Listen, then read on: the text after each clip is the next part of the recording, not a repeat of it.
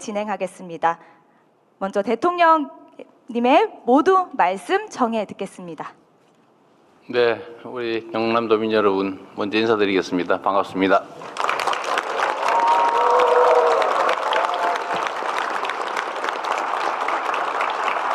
그리고 여기 우리 경남지사께서도 오셨는데, 거기 왜 맨 뒷줄에 가 계세요, 근데? 그랬어요? 잠깐 인사 한번 하시죠. 네, 우리 지사님 박수 한번 부탁드립니다.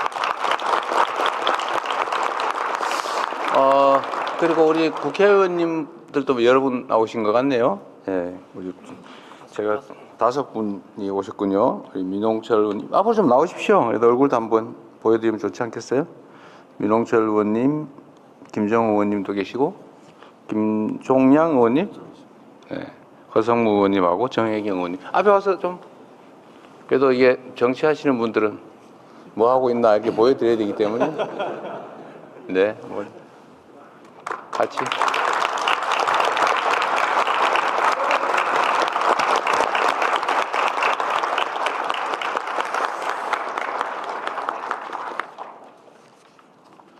네, 경남이 멀긴 머네요. 서울로 가려도 상당히 멀겠어요. 시간도 많이 걸리고. 제가 조금 전에 오전에 이제 남부 내륙철도 착공식을 갔다 오면서 그런 말씀을 드렸습니다. 이 대한민국의 국토 균형 발전은 이제 생존 전략이다. 그러니까 지금까지는 이제 그런 게 있었죠. 지방이 좀 형편이 어려우니까 좀 지원도 해주고 좀 도와주고 더 배려해야 된다. 이렇게 생각을 했는데, 이제 그렇게 생각하면 안 되는 시대가 됐습니다. 대한민국이 보시면 알지만 요새 그 서울 수도권은 지금 집값 때문에 시끄럽죠. 제가 요새 그 때문에 좀 힘들어요. 저항 강도가 만만치 않습니다. 그래도 이게 뭐 아파트 한 평에 3억씩 한다는 게 이게 말이 됩니까, 그게? 평당 3억, 평당 3억. 여기는 아파트 한 채에 3억. 그 정도. 누가 그런 얘기 하더라고요. 홍준표 의원께서 그러셨나?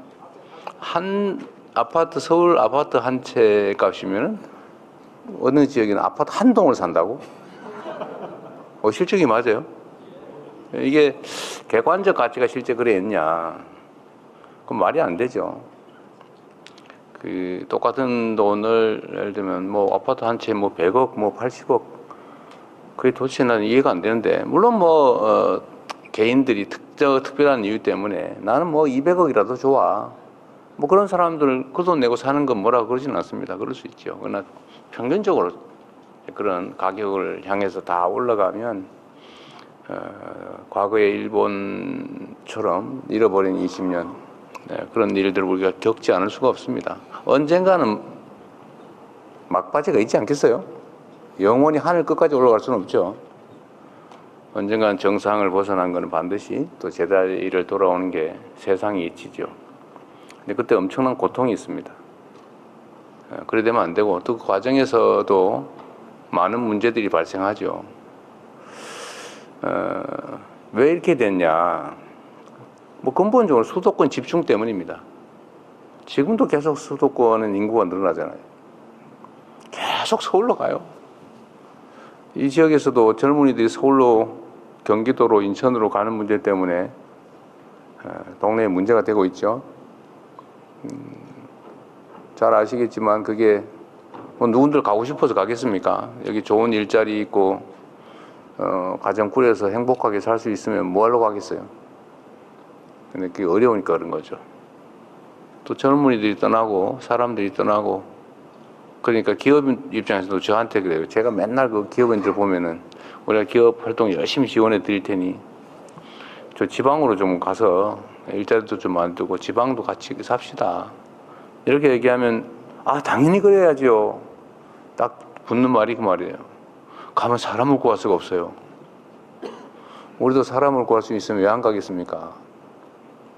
땅값 싸고 또 편하고. 근데 문제는 사람이 없다.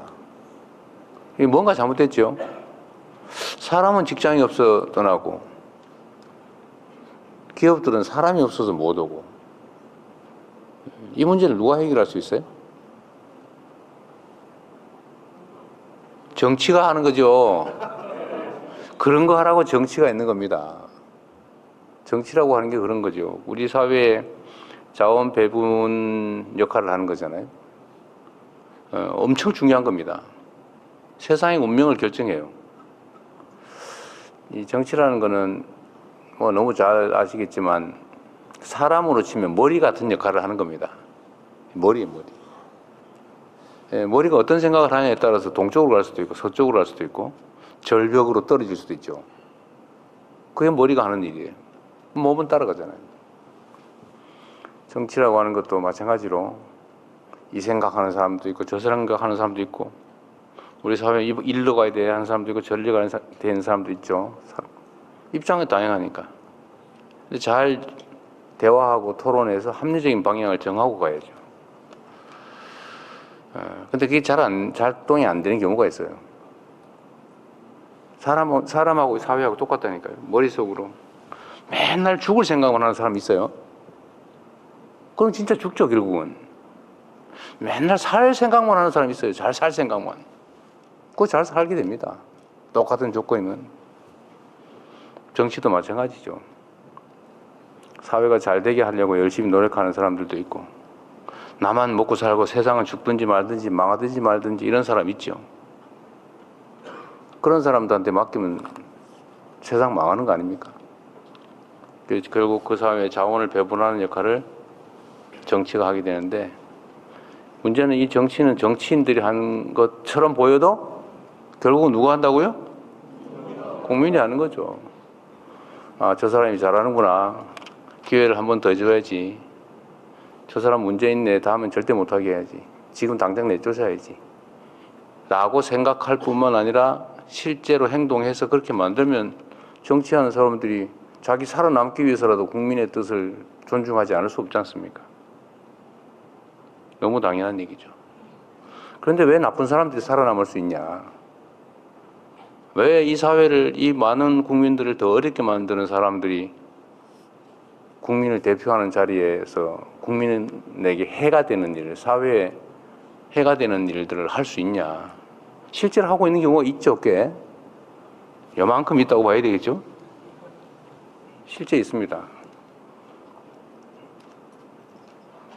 나는 노란색 좋아해. 부모 죽여도 노란색이 좋아. 내 인생 망쳐도 노란색 좋아. 이러면 이제 그 노란색 구하기 쉽거든요. 뭐 이거 가면 팔잖아요.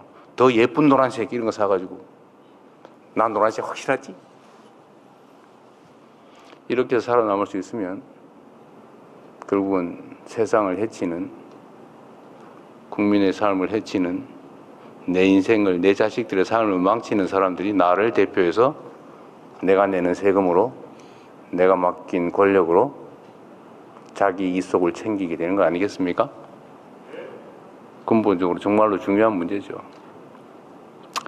그래서 이 불균형 문제, 수도권 집중의 문제도 우리가 무슨 수를 써서라도 반드시 시정해야 됩니다.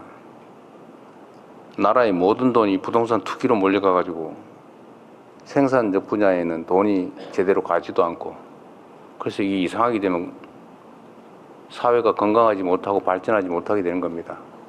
사람도 마찬가지잖아요. 이 손발하고 머리하고 다 이렇게 심장하고 다 건강해야지 골고루 다 피가 가고 영양이 가야지 심장에만 이만큼 몰려있고 머리 이쪽에만 한쪽이 이만큼 몰려있고 손발에는 피가 안 가서 썩고 이러면 살 수가 있겠습니까? 그래서 이 균형 발전이 정말로 중요하고 균형 발전이라고 하는 것은 결국 정치가 해내야 될 일이고 이게 우리 사회가 수십 년 한쪽 방향 쭉 달려왔기 때문에 또 수도권 집중 전략이 국가 성장에 도움이 됐기 때문에 이때까지는 그게 맞아 라는 생각을 잘 바꾸기 어렵습니다. 거대한 배가 한쪽 방향으로 쭉 가다가 방향을 반대 방향으로 틀려면 엄청난 에너지가 필요하죠. 그래서 국민들의 도움이 관심이 필요합니다. 저는 최선을 다해서 균형발전 전략을 수립하고 또 시행하려고 해요. 예를 들면 제가 재정 분야에서도 지방에 똑같은 조건이면 더 많은 재정을 투입한다. 예를 들면 아동수당도 지방은 더 많이 주자. 지역화폐도 지방에 더 많이 주자. 저는 이렇게 재정도 좀 많이 하고 산업 배치나 아니면 기반시설 구축에도 지방에 더 많이 하자 이제. 그거 쉽지가 않습니다. 그런데 당장 국회에서 제동이 걸렸어요. 저는 뭐 황당하던데 지방에 더 많이 아동수당 지급하자가 태클이 걸렸어요. 불공평하다. 이렇게 판이 기울어져 있으면 공평하게 하는 게 어떻게 하는 거예요? 불공평하고 불평등한 데는 상응하는 대책을 세워줘야지. 거기다 형식적으로 똑같이 하면 그 불평등을 그대로 조정하게 되죠. 쉽지가 않다는 겁니다. 그리고 정치 권력도 서울 수도권에 몰려 있죠. 하다못해 국회의원 숫자도 그쪽이 훨씬 많습니다. 지금 오늘 제가 착공식을 한 남부 내륙 철도 그게 60년 동안 한다고 말만 하고 안 하고 있던 거라 그래요. 그래서 제가 우리 김경수 위원장한테 그거 얼마 됩니까? 그랬더니 7조 원 든다고. 보니까 7조 1천억 든다고 그러더라고요. 그 7조 원이 돈이 없어가지고 60년 동안 한다고 말해놓고 안 하고 있었대. 60년 동안. 진짜 돈이 없었을까? 수도권에서는 저도 그 수도권에 살고 남부의 시장도 도지사도 하고 그랬지만 GTX라고 아시죠? 많이 들어봤죠? 심도 그 철도, 고속철도. 그거 한 개 노선 까는데 보통 7조 원, 10조 원 듭니다. 근데 그걸 거기는 이렇게 깔고 저렇게 깔고 막 깔고 있잖아요. 물론 인구가 많으니까 그렇게 한다고 말은 하죠. 인구 많으니까 그렇게 기반시설 막 수십 종씩들 계속 하고. 그러니까 사람이 더 편하게 더 몰리고. 그러니까 또 더 하고. 그러니까 집이 평당 3억 막 앞으로 5억 할지도 몰라 이러면서 돈 빌려서 아파트 사고. 그게 우리의 현재 실상입니다. 근데 지금처럼 하면 이제는 앞으로는 살아남기가 어렵습니다.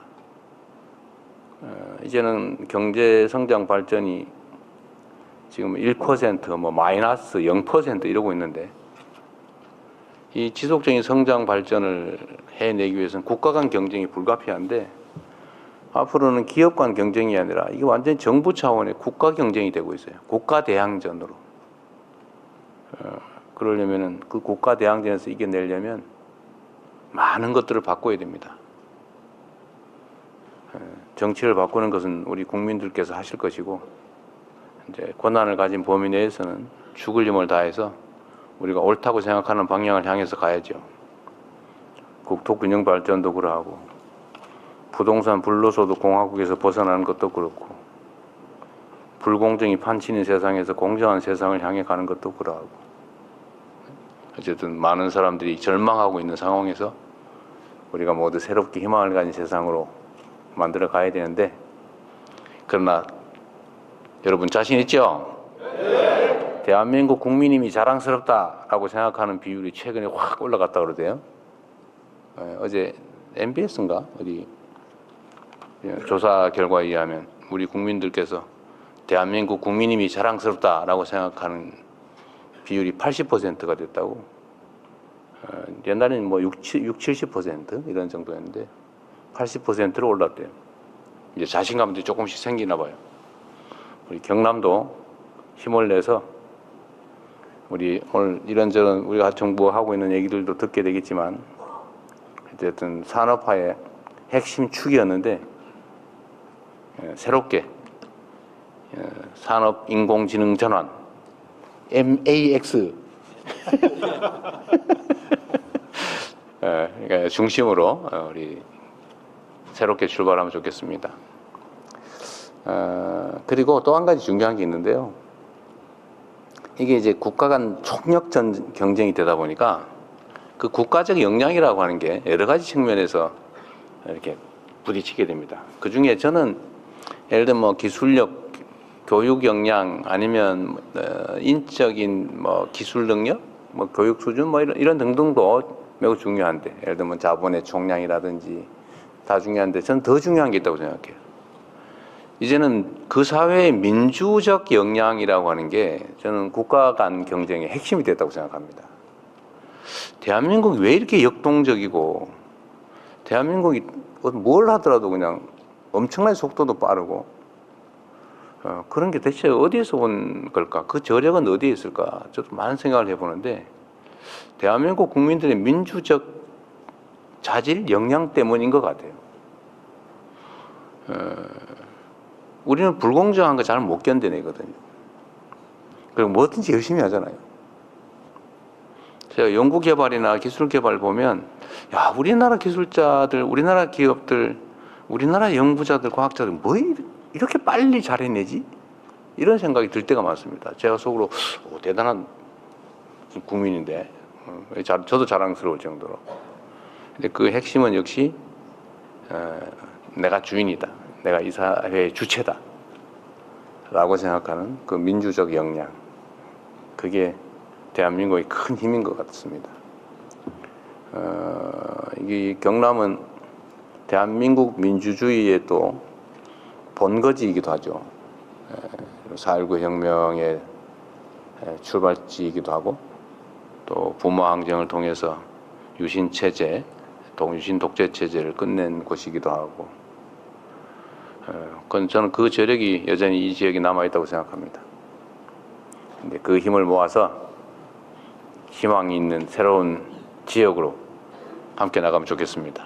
화이팅!